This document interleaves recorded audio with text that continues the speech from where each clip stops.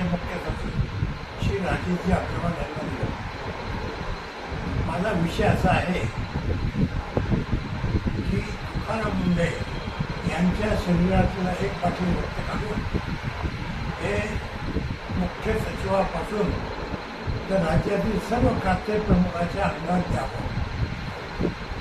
आज तुकाराम मुंढे ज्या दबंगगिरीने काम करत आहे कायदेशीर, त्याचा परिणाम भेसळ आणि भ्रष्टाचार हा कमी झालेला आहे.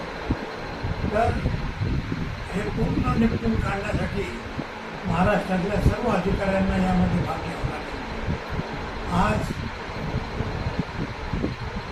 सर्व अधिकाऱ्यांच्या अंगात जर तुकाराम मुंढेच्या रक्ताचा थोडा भाग गेला तर निश्चित महाराष्ट्राला फायदा होईल आणि महाराष्ट्र सुफलाम झाल्याशिवाय राहणार नाही.